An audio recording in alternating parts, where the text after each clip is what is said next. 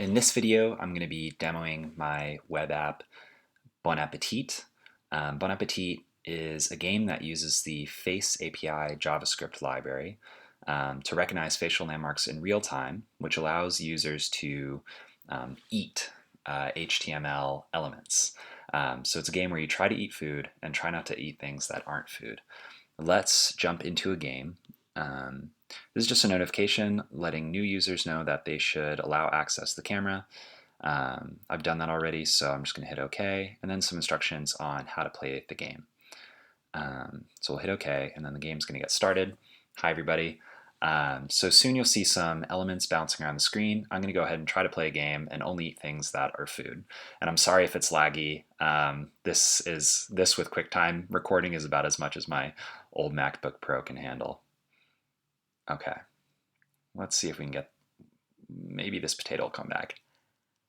Oh, missed it. That cherry looks good. Oh, we got it, nice. That cherry's for me. Nice. Okay, let's see. I'm trying not to eat the taxi because it's not food. Oh, we got the bento box? Oh, I got the taxi, dang. All right, well, I'll enter my high score, and this is gonna take me to a leaderboard. We'll make a post to the back end, add this user with their score. Let's see, should take me to a leaderboard. Great. So now I'll talk a little bit about my constraints, inspiration, the biggest challenge in this project.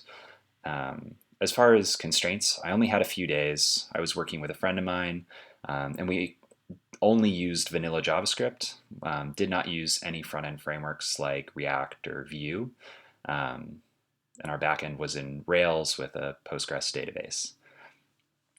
The inspiration for the project was as I learned more about the fundamental building blocks of the internet and web pages, I realized that there are so many incredible ways that we can interact with users, but so few of them are used. Most websites I use on a daily basis are just point and click.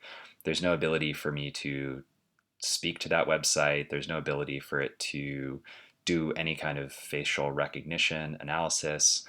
And I think there's a lot of opportunity for more delightful experiences by tapping all the different ways that modern browsers are able to, listen to users.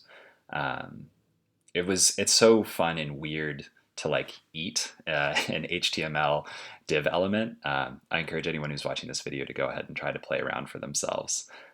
It's kind of a strange experience to translate something that's happening quote IRL with your body and to what's happening on the screen and on the web page.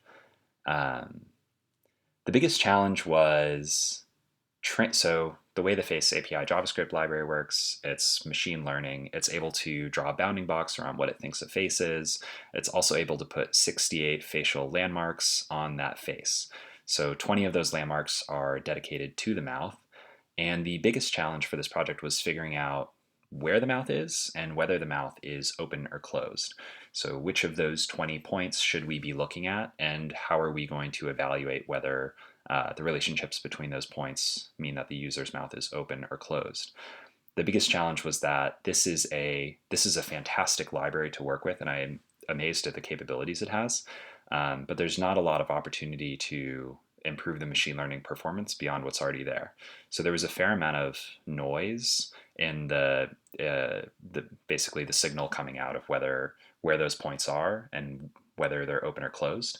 So I had to handle that noise. I wrote a smoothing function that is going to basically create a more stable view of whether the mouth is open or closed.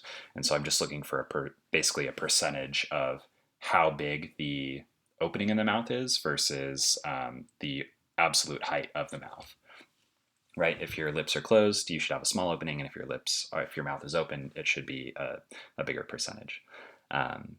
Happy to talk through more of that. Feel free to DM me if anyone is running through similar issues.